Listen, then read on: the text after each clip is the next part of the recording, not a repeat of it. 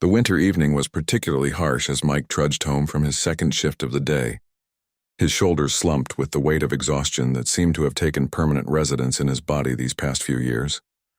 The sky had already darkened hours ago, and the streetlights cast long shadows across the cracked pavement of his apartment complex. Mike was a man of simple means but complicated responsibilities. At 34, he hadn't planned on raising two little girls on his own, but life had other ideas when his wife passed away 3 years ago. Since then, every day was a carefully orchestrated balancing act between his job at the hardware store during the day and evening shifts as a janitor at the local community college. Just one more thing before bed, he muttered to himself as he grabbed the trash bags he'd promised his landlord he'd take out. His apartment was small but clean. He made sure of that for his daughters, 8-year-old Lily and 6-year-old Grace. They were already asleep when he'd gotten home, looked after by the kind elderly lady next door who watched them for a fraction of what daycare would cost. The dumpsters were located in a poorly lit area behind the building. Mike shivered as the wind cut through his thin jacket. He'd been meaning to buy a new one, but Lily needed new shoes for school, and Grace had a field trip coming up. His needs always came last. That was the unspoken rule of single parenthood. As he lifted the heavy lid of the dumpster, a strange sound caught his attention, a weak, pitiful whimper coming from inside. Mike paused, wondering if he'd imagined it. Working 2 jobs with little sleep sometimes played tricks on his mind. The sound came again, definitely real and definitely coming from inside the dumpster. Mike hesitated. It was late, he was tired, and tomorrow would start early with making breakfast for the girls before school. "Hello?" he called out softly, feeling a bit foolish talking to a dumpster. Another whimper responded, weaker this time. Something inside Mike wouldn't let him walk away.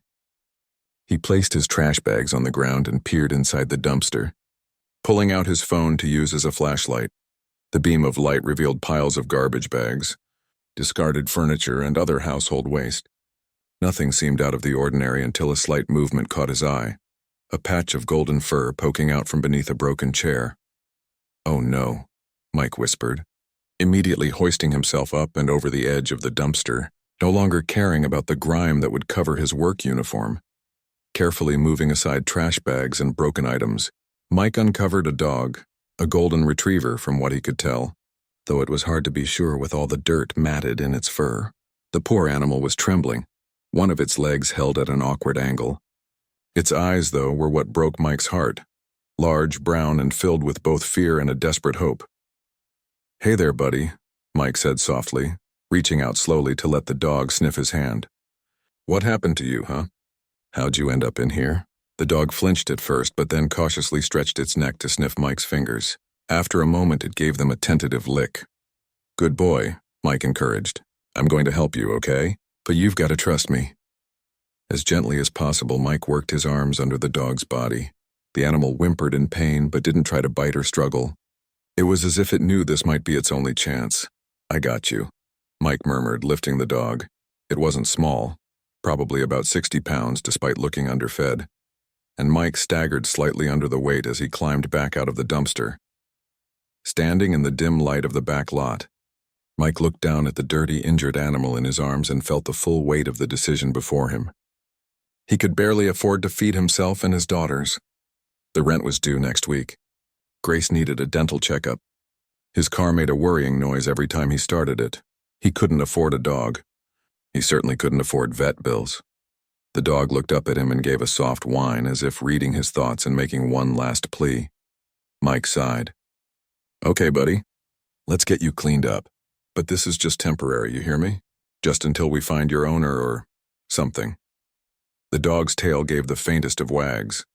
The journey up 3 flights of stairs to his apartment was slow and painful.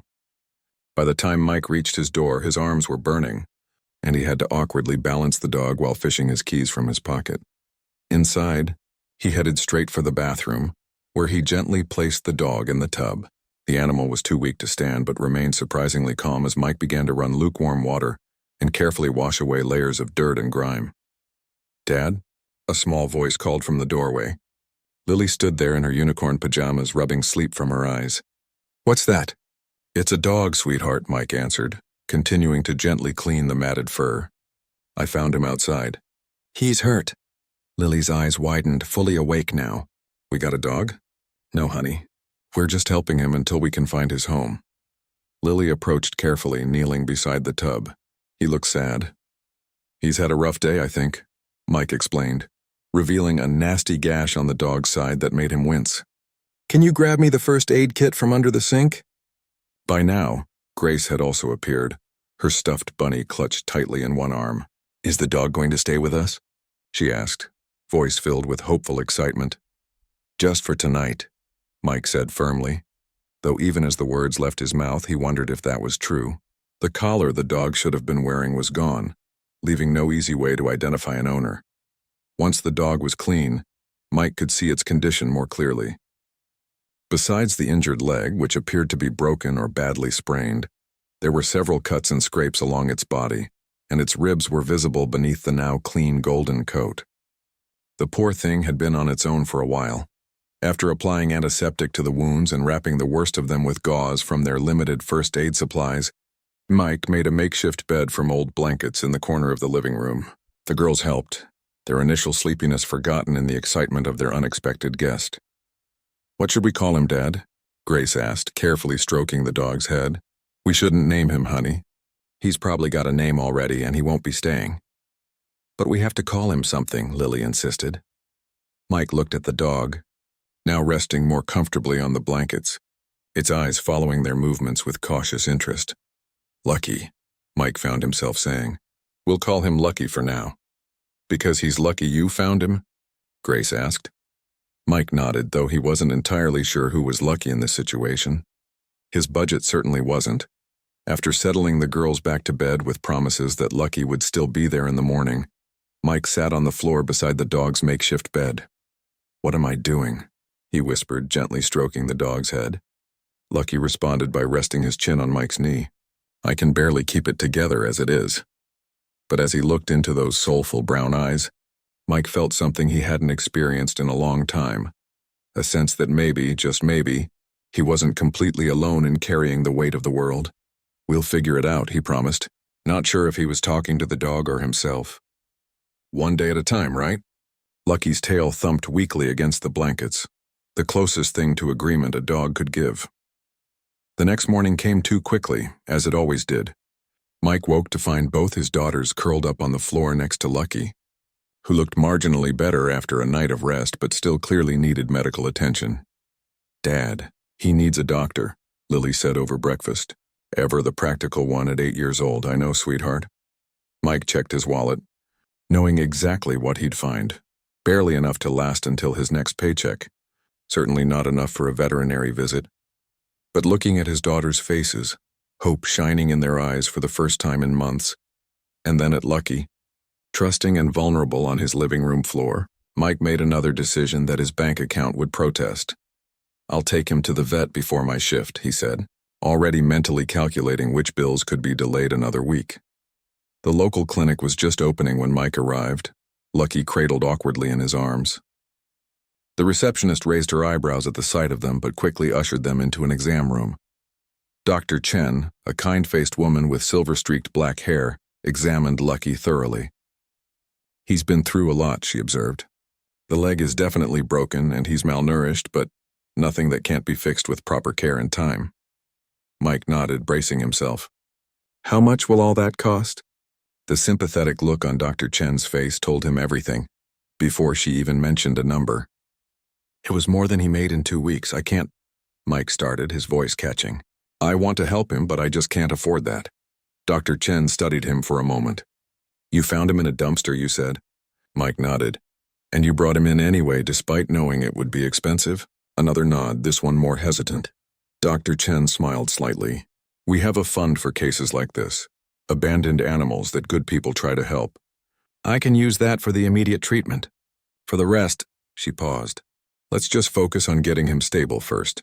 Relief washed over Mike. Thank you. I can't tell you how much that means. As Dr. Chen and a technician took Lucky for x-rays, Mike sat in the waiting room, wondering how his life had changed so dramatically in less than 12 hours. He'd gone from a man barely keeping his head above water to someone responsible. Across town, In a sleek high-rise penthouse with floor-to-ceiling windows overlooking the city skyline, Victoria Lynn paced anxiously. The plush carpet muffled her footsteps as she moved back and forth, phone pressed to her ear. Her normally composed demeanor replaced by visible distress. 2 weeks. Tom. It's been 2 weeks since Apollo disappeared, she said, her voice tight with emotion. Your team guaranteed me results. And I've seen nothing. The man on the other end of the call, Tom Rodriguez, was the owner of the city's most elite pet-finding service, a company that charged exorbitant fees to wealthy clients desperate to find lost animals. His services had come highly recommended, but so far he had failed to produce any sign of Victoria's beloved golden retriever. Ms. Lynn, I assure you we're using every resource available, Tom replied. We've put up over 300 posters, contacted every vet clinic and shelter within 50 miles, and our tracking team has been working around the clock. Sometimes these things just take— I don't pay you for excuses, Victoria interrupted. She wasn't typically this harsh, but Apollo wasn't just a pet to her. After losing her husband Robert to cancer 2 years ago, the dog had become her only family. Robert had surprised her with Apollo as a puppy on their last anniversary together. Something to keep you company when I'm gone, he'd said, though neither of them had known just how soon that would be. Since Robert's death, Victoria had thrown herself into expanding their tech company, Build Better, which specialized in sustainable construction technology. The business had flourished under her leadership, making her one of the wealthiest women in the state. But Apollo remained her emotional anchor in a life otherwise defined by board meetings and business deals. Double your team, Victoria instructed Tom. I don't care what it costs, and expand the search radius to 75 miles. After ending the call, Victoria walked to her home office where Apollo's bed still sat in the corner. She picked up his favorite toy, a worn tennis ball, and sank into her chair. Her assistant, Diane, appeared in the doorway, her expression sympathetic. The social media campaign has reached over 200,000 people, she reported gently. And the reward posters are being distributed to more neighborhoods today.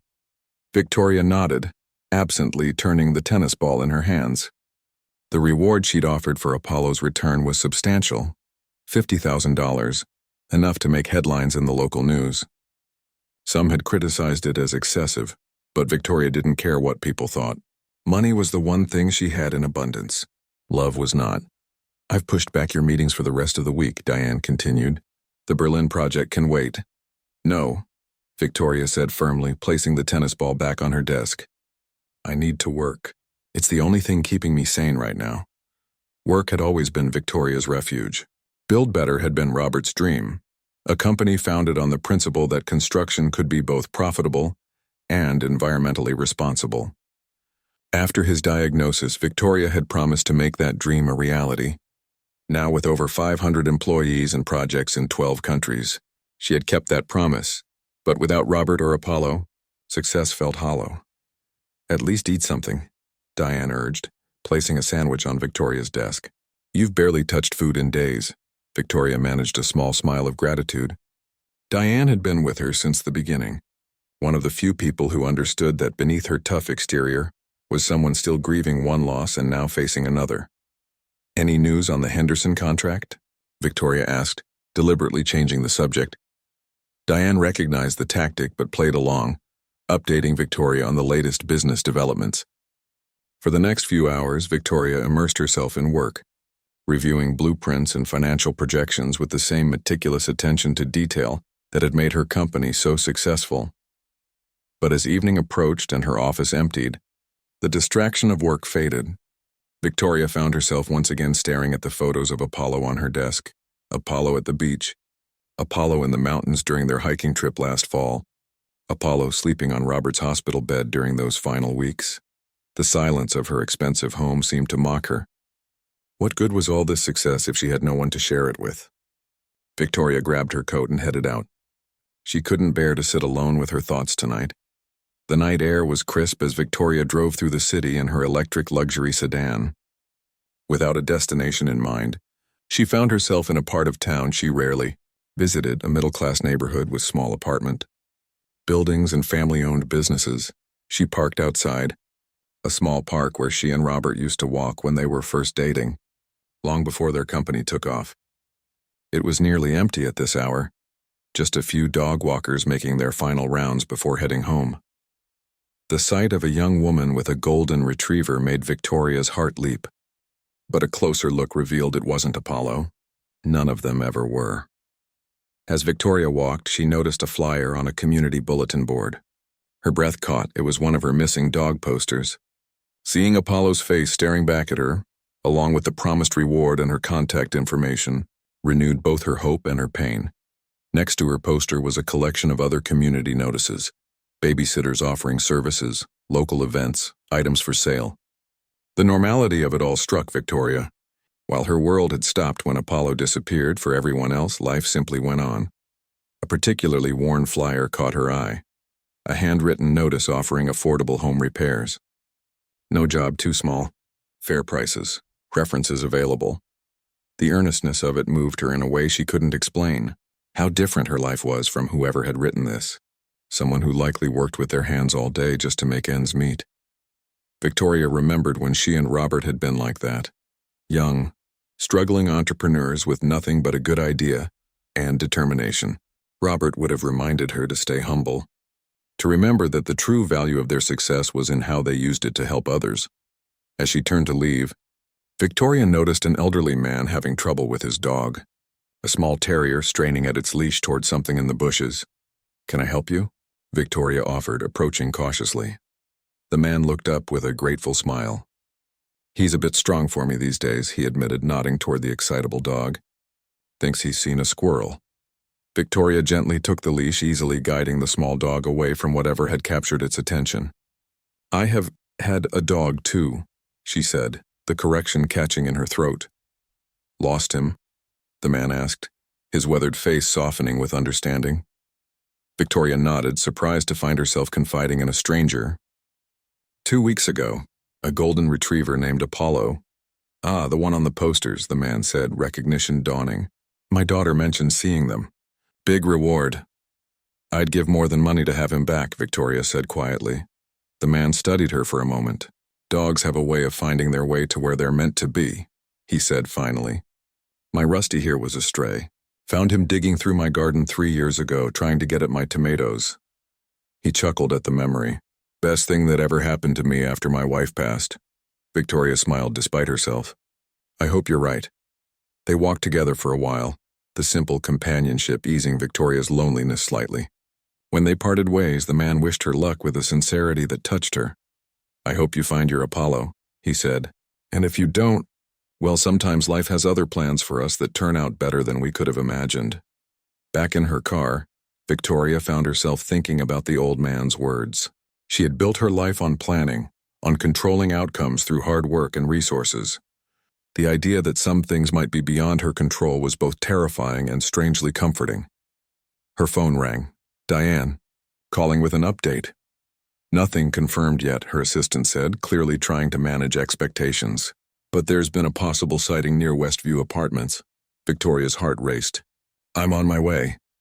The Westview Apartments were in a modest neighborhood about 20 minutes from where she was.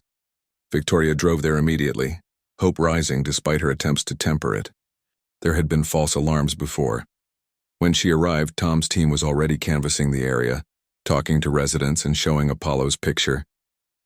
Victoria joined them, speaking to anyone who would listen, showing photos of Apollo on her phone. Most people shook their heads apologetically. A few mentioned seeing the posters or the news story about the reward. One elderly woman claimed to have seen a golden retriever matching Apollo's description near the dumpsters behind the building a couple of weeks ago, but couldn't be certain. "Behind the dumpsters?" Victoria repeated, her designer boots already moving toward the back of the building. The area was poorly lit and not particularly clean. Victoria wrinkled her nose at the smell but pressed on, shining her phone's flashlight into corners and calling Apollo's name. There was no sign of him. But Victoria noticed something caught on the edge of a dumpster, a small tuft of golden fur. With shaking hands, she carefully removed it, holding it up to the light. It looked like Apollo's fur. The color, the texture, it matched perfectly. "He was here," she whispered, a mixture of hope and anguish washing over her. If he had been here 2 weeks ago, where was he now? Was he still alive? Had someone found him, or was he still wander? The morning sunlight filtered through the thin curtains of Mike's apartment, casting a warm glow across the living room floor where Lucky lay sleeping. The past week had brought remarkable changes to both the dog and the small family that had taken him in. Lucky's condition had improved significantly. The cast on his leg remained, but his coat had regained some of its luster and his ribs were less visible thanks to regular meals. More than the physical recovery, though, was the change in his demeanor. The fearful, defeated animal Mike had pulled from the dumpster now greeted each day with cautious optimism, his tail wagging whenever the girls approached. Mike sipped his coffee, watching as his daughters got ready for school.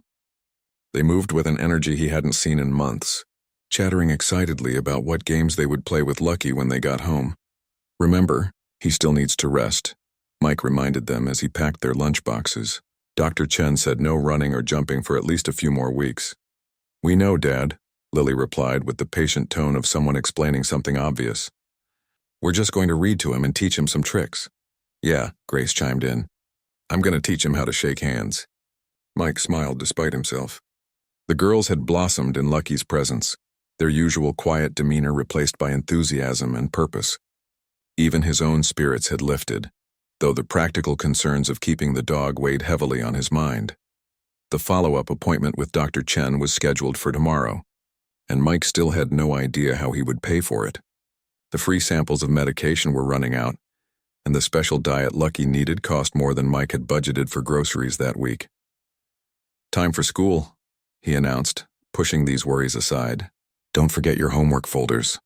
After seeing the girls onto their school bus, Mike returned to find Lucky waiting by the door, his head tilted questioningly. "Just you and me today, buddy," Mike said, kneeling to scratch behind the dog's ears. "I've got a few hours before my shift." Those few hours were precious.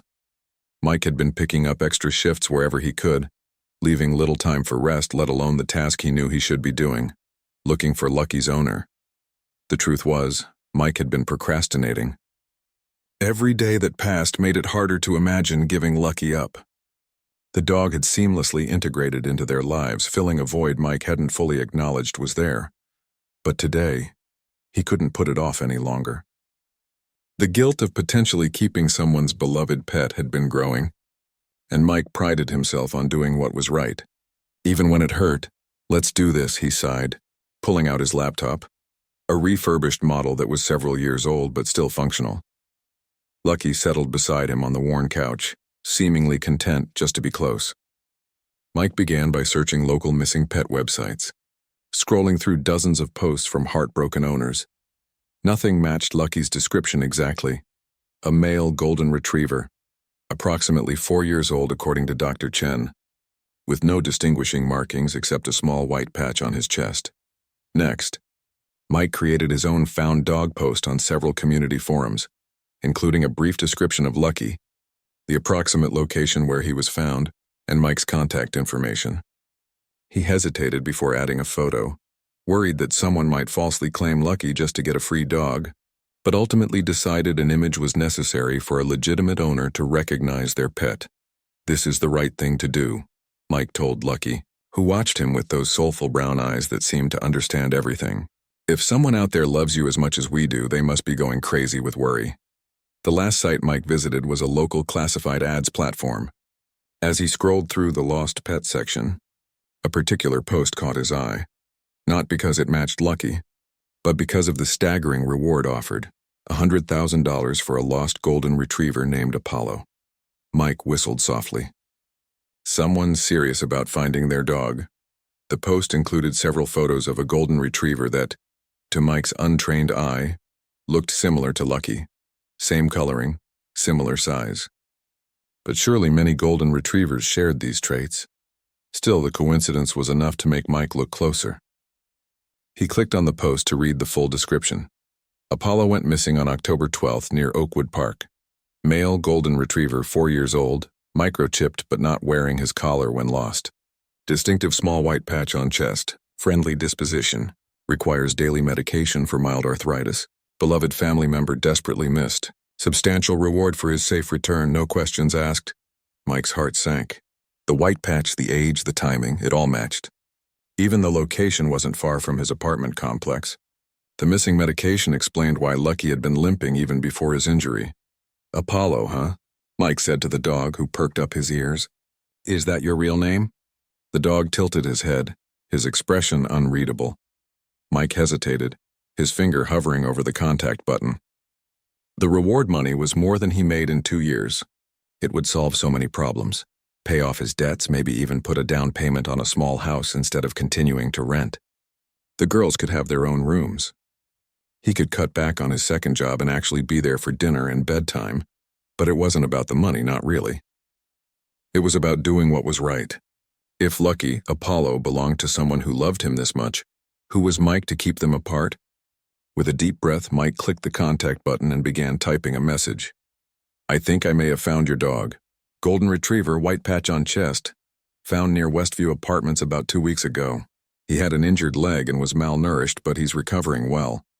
Please contact me if this sounds like your Apollo. Mike added his phone number, then hit send before he could change his mind. He closed the laptop and put his head in his hands, emotions warring within him. He'd done the right thing, but it felt terrible. Lucky, or Apollo, nudged his hand gently as if offering comfort. The girls are going to be heartbroken, Mike murmured. I'm going to be heartbroken too.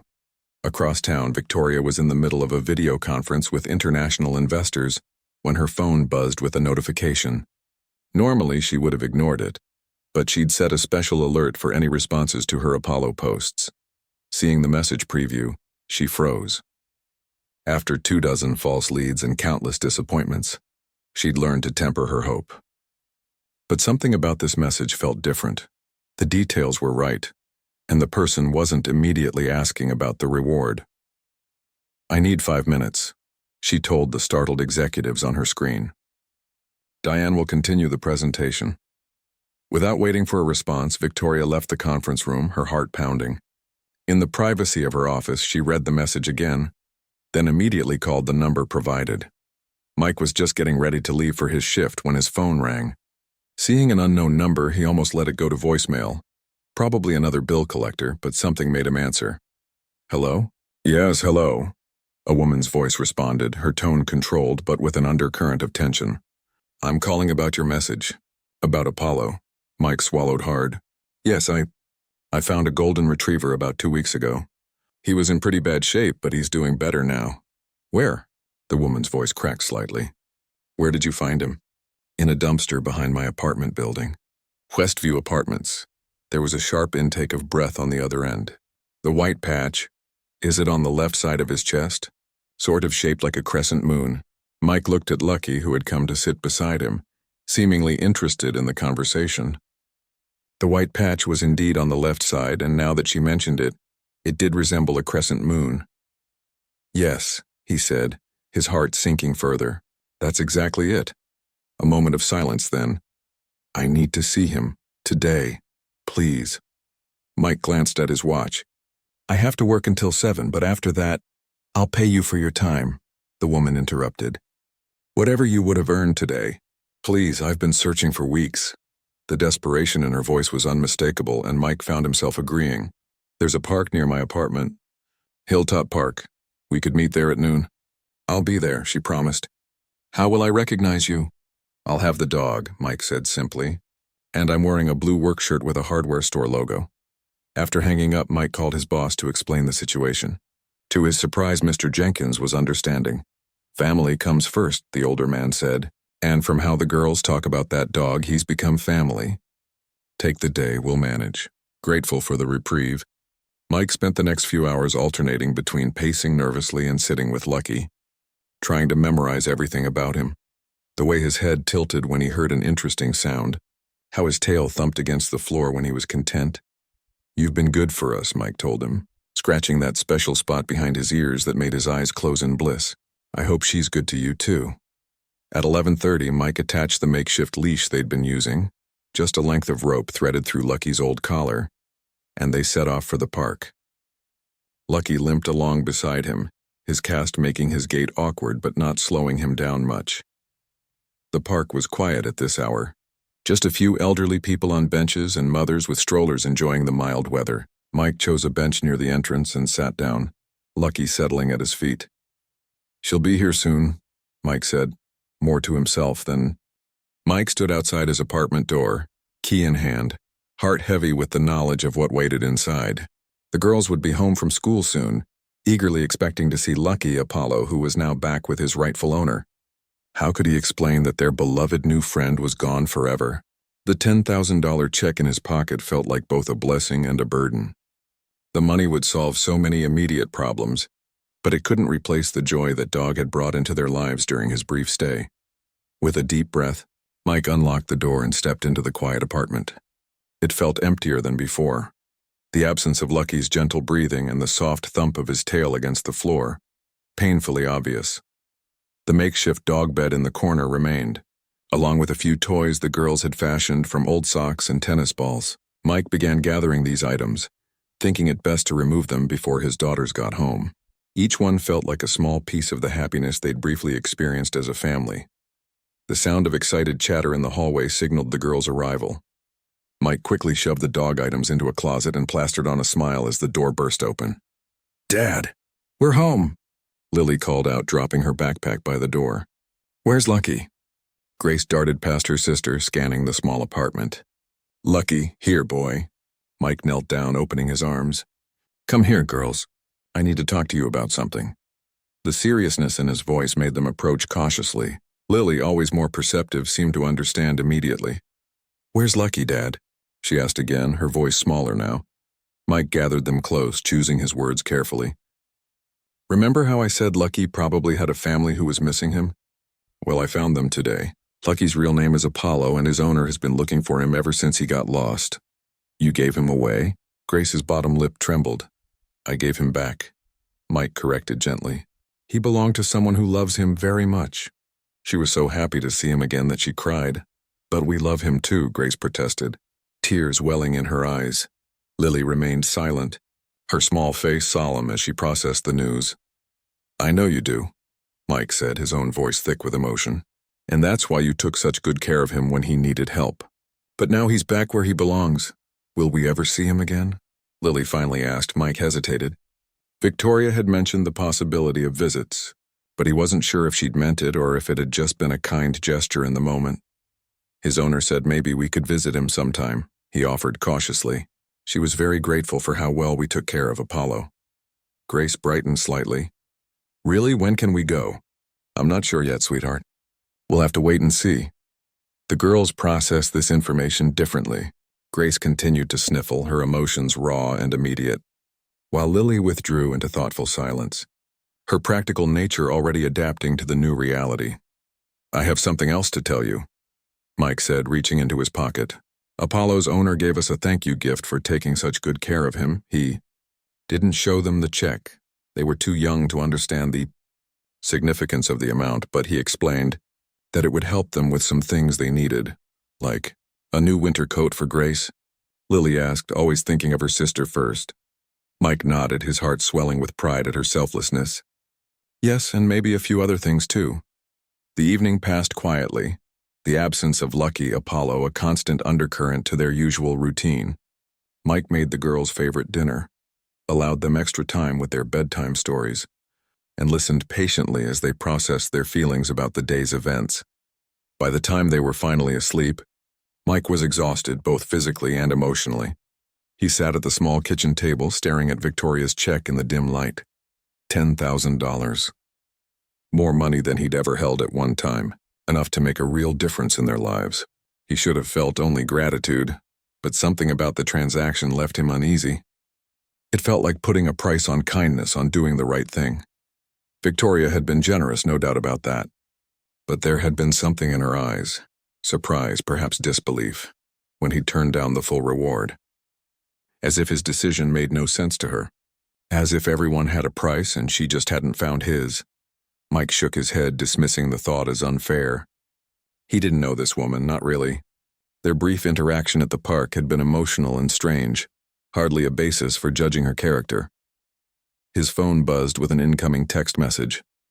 "Unknown number. Apollo is settling in well. The vet was impressed with his care. Thank you again." Victoria attached was a photo of Apollo, resting comfortably on what looked like a designer dog bed, his cast propped on a pillow. Despite his mixed feelings, Mike smiled at the image. "Looks like you landed on your feet, buddy," he murmured, typing a quick reply. "Glad to hear it. The girls miss him, but they understand he's back where he belongs." The response came almost immediately. "Would they like to visit this weekend?" "Apollo would love to see them." Mike hesitated. Was this a genuine invitation or just politeness? And what would it be like to enter Victoria's world, so clearly different from his own? Before he could overthink it, he typed, "They would love that. Thank you." They arranged for Saturday afternoon, with Victoria offering to send a car to bring them to her home. Mike declined politely, saying he'd prefer to drive them himself. It felt important somehow, maintaining that boundary. Saturday arrived with a mix of sunshine and clouds, matching Mike's uncertain mood. The girls were excited beyond measure. Having spent the week drawing pictures for Apollo and planning what games they could play with him despite his injury, Mike had looked up Victoria's address and was unsurprised to find it was in Oak Ridge Heights, the most exclusive neighborhood in the city. What did surprise him was discovering exactly who Victoria Lynn was, CEO of Build Better, one of the country's most successful sustainable technology companies, and according to several business magazines, one of the 50 most influential women in the tech industry. No wonder she could casually write a check. For $10,000, the drive to her home took them through increasingly affluent neighborhoods until they reached the gated community where Victoria lived. Mike's aging sedan looked conspicuously out of place among the luxury cars lining the manicured streets. Victoria's home was at the end of a cul-de-sac, a modern architectural masterpiece of glass, steel, and sustainable materials. Mike parked in the circular driveway, suddenly self-conscious of his faded jeans and well-worn jacket. "Is this where Lucky lives now?" Grace asked, wide-eyed at the imposing structure. "Apollo," Lily corrected automatically. "And yes, I think so." Mike helped them out of the car, smoothing Grace's hair and straightening Lily's collar in a nervous gesture. "Remember your manners," he reminded them, though it was unnecessary. His girls were unfailingly polite. Before they could reach the front door, it swung open, revealing Victoria.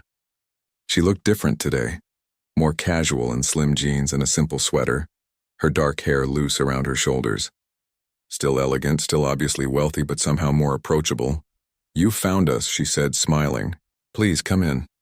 The interior of the home was as impressive as the exterior. Soaring ceilings, walls of glass overlooking manicured gardens, minimalist furniture that probably cost more than Mike's annual salary. Yet there were touches of warmth too. Books stacked on coffee tables, a throw blanket casually draped over a sofa, fresh flowers in simple vases, and there was Apollo, limping excitedly toward them as soon as they entered, his tail wagging furiously. "Lucky," Grace squealed, dropping to her knees to hug the dog. "Apollo," Lily corrected again, though she too knelt to greet him. The dog moved between them, licking their faces and leaning against their small bodies with obvious affection. He remembered them. Mike watched the reunion with a lump in his throat. He'd worried that Apollo might have already forgotten them or that the girls might be upset seeing him in his new home. Instead, there was only joy in the reunion. Victoria stood slightly apart, watching the scene with a curious expression, pleasure mixed with something like wistfulness. "He missed you," she said to the girls. "He's been well behaved, but I could tell he was waiting for something." "Now I know what." Lily looked up at her. "We missed him too. Is his leg getting better?" Victoria nodded. "The vet says the cast can come off in 2 more weeks. Your dad did exactly the right thing getting him treatment so quickly." Mike shrugged off the compliment. "Anyone would have done the same." "No," Victoria said, her gaze direct. "They wouldn't have. I've learned that the hard way." There was a story there, Mike sensed, but before he could respond, Victoria turned her attention back to the girls. "Would you like to see where Apollo sleeps? And then perhaps we could have some lunch in the garden?" The next few hours passed in unexpected pleasure. Victoria proved to be an attentive host, providing a lunch that managed to be both child-friendly and sophisticated. She listened with genuine interest as the girls told stories about their brief time with Apollo, laughing at their descriptions of how he'd tried to steal pancakes from the breakfast table and how he'd fallen asleep in the bathtub. "He does the same thing here," Victoria confided. "I find him in the strangest places." As the girls played with Apollo in the garden under the watchful eye of Victoria's housekeep, the Build Better Foundation headquarters occupied the ground floor of a sleek, sustainable building in the heart of downtown. Floor-to-ceiling windows flooded the space with natural light, while living walls of greenery brought nature indoors. It was beautiful and intimidating all at once. Mike stood outside, straightening his tie for the third time. He'd purchased the suit specially for this meeting, using a small portion of Victoria's thank you check. The fabric felt stiff and unfamiliar against his skin, a physical reminder of how far outside his comfort zone he was venturing. 2 weeks had passed since their visit to Victoria's home. 2 weeks of careful consideration, late-night research into the Build Better Foundation, and conversations with his daughters about what a career change might mean for their family. "You're going to be late if you keep standing there," a familiar voice observed. Mike turned to find Victoria approaching, Apollo trotting beside her on a leather leash, his cast finally removed. The dog immediately recognized Mike, straining toward him with an enthusiastic greeting. "Hey, buddy," Mike said, kneeling to ruffle Apollo's ears. "Look at you, all healed up," Victoria smiled. "The vet says he's made a remarkable recovery. Good bones, apparently." Mike stood, suddenly aware of how casual their interaction had become in just a few short visits. The initial awkwardness had given way to something that felt surprisingly like friendship. "Nervous?" Victoria asked, noting his fidgeting with the tie. "That obvious?" "Only to someone who's been through 1,000 business meetings with sweaty palms hidden under the table," she said with a wry smile. "It gets easier." Mike appreciated her attempt to put him at ease, but the truth was, this meeting represented more than just a job interview. It was a potential turning point for his family, a chance to rebuild what had been lost when Kate got sick, and his contracting business collapsed under the weight of medical bills and his absence from work. "The board members are just people," Victoria continued as they walked toward the building entrance. "Successful people, yes, but still just people who put their pants on one leg at a time." "Easy for you to say," Mike replied. "You're their boss," Victoria laughed. "Technically, but this foundation operates independently from the main company. The board has final say on all hires and programs." Her expression grew more serious, "which is why I can't appear to be influencing their decision today. I'll introduce you, but then I have to step back." Mike nodded, understanding. Victoria had been clear from the beginning that while she could open the door, he would have to walk through it on his own merits. In the lobby, Victoria introduced Mike to her assistant, Diane, who would escort him to the meeting room. "Apollo and I have some errands to run," Victoria explained. "But we'll catch up afterward regardless of how it goes." The quiet confidence in her voice bolstered Mike's courage. As Victoria and Apollo departed, Diane led Mike through the building, offering insights about the foundation and its work. Mike listened attentively, grateful for the distraction from his nerves. The boardroom was elegant but not ostentatious, dominated by a table crafted from reclaimed wood. 5 people awaited him, 3 women and 2 men, all with the polished appearance of successful professionals. "Mr. Taylor," the oldest woman greeted him, extending her hand. "I'm Dr. Eleanor Patel, chairperson of the Build Better Foundation. Thank you for joining us today." Over the next hour, Mike found himself engaged in the most important conversation of his professional life. The board asked penetrating questions about his experience, his understanding of the challenges facing single parents, and his vision for the program Victoria had proposed. To his surprise, Mike found his nervousness fading as he spoke about issues he understood intimately: the financial strain, the logistical nightmares, the emotional toll of parenting alone while trying to maintain financial stability. "What we need," he explained, warming to the topic, "is not just financial assistance, but practical support, affordable childcare that operates outside traditional hours for parents working multiple jobs, training programs that accommodate school schedules, employers willing to offer flexibility without penalizing career advancement." Dr. Patel leaned forward, clearly interested. "And how would you implement these ideas with the resources available?" Mike outlined his thoughts, drawing on both his personal experience and the research he'd done in the past 2 weeks. He spoke of community partnerships, leveraging existing infrastructure, and creating a network of support that extended beyond just financial aid. When he finished, the board members exchanged glances that Mike couldn't quite interpret. "Thank you, Mr. Taylor," Dr. Patel said finally. "You've given us much to consider. We'll be in touch within the week." As Diane escorted him back to the lobby, Mike felt a curious mix of exhaustion and exhilaration. Whether or not he got the position, he had spoken his truth and advocated for families like his own. Victoria and Apollo were waiting in the lobby, the dog's tail wagging enthusiastically at the sight of Mike. "How did it go?" Victoria asked, her expression carefully neutral. "I'm not sure," Mike admitted. "But I said what I needed to say." Victoria nodded, understanding the significance. "Would you like to grab a coffee? There's a place around the corner." The cafe was small and unpretentious, tucked between towering office buildings. To Mike's surprise, the baristas greeted Victoria by name, suggesting she was a regular despite her status. They settled at an outdoor table where Apollo could rest comfortably at their feet, the autumn sun warming the air around them. "So," Victoria said once they had their drinks, "tell me everything." Mike recounted the interview, including the board's questions and his responses. Victoria listened attentively, occasionally nodding or asking for clarification. "You challenged some of their assumptions," she observed when he'd finished. "That's good. They need someone who'll speak truth to power." "Is that what I did?" Mike asked, somewhat alarmed. "I was just being honest," Victoria smiled. "Honesty is surprisingly rare in boardrooms. It's refreshing." She hesitated before adding, "Whatever they decide, I want you to know I think you'd be perfect for this role." "Thank you," Mike said, touched by her confidence in him. "But if it doesn't work out, we'll be okay. The girls and I mean, we always find a way." Victoria's expression softened. "I know you will. That's what parents do, isn't it? Find a way, no matter what."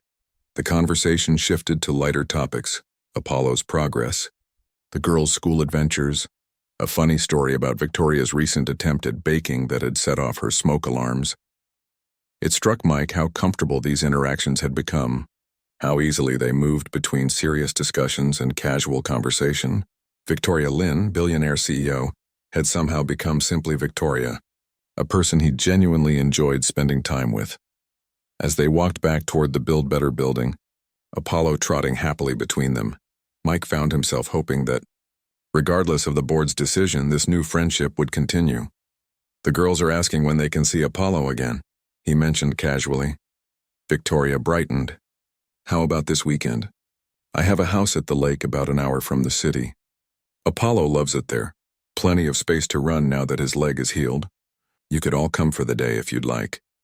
The invitation was offered easily, without the awkwardness of their first meetings. Mike found himself agreeing before he'd even considered the implications of spending an entire day in Victoria's company. 3 days later, Mike's phone rang during his shift at the hardware store. The caller ID showed the Build Better Foundation. "Mr. Taylor, this is Dr. Patel from the Foundation Board. Do you have a moment to talk?" Mike's heart raced as he stepped outside to take the call privately. "Yes, of course. We've reviewed your interview and discussed your candidacy at length," Dr. Patel said, her tone giving nothing away. "The board was particularly impressed with your practical understanding of the challenges facing single parents and your innovative ideas for program implementation." Mike held his breath, waiting for the inevitable however that would follow such positive comments. "We'd like to offer you the position of program director for the Single Parent Initiative," Dr. Patel continued, "with a 2-year initial contract and the possibility of extension based on program outcomes." The salary she named was more than double what Mike currently earned at both of his jobs combined. It came with benefits, flexible hours to accommodate his daughter's schedules, and the resources to build something meaningful. Thank you," Mike managed, his voice thick with emotion. "I'm honored. And yes, I accept." "Excellent," Dr. Patel replied, the warmth in her voice more evident now. "Diane will contact you to arrange the details. We look forward to welcoming you to the team, Mr. Taylor." The weekend at the lake took on a celebratory atmosphere. Victoria's lake house turned out to be a stunning modern retreat nestled among pine trees, with a private dock extending into clear blue water. The girls were ecstatic, dividing their time between playing with Apollo on the beach and exploring the woods under Victoria's careful guidance. Mike found himself relaxing in a way he hadn't in years. The constant weight of financial worry temporarily lifted from his shoulders. As the sun began to set, painting the sky in shades of pink and gold, Mike and Victoria sat on the dock watching the girls and Apollo splash in the shallow water.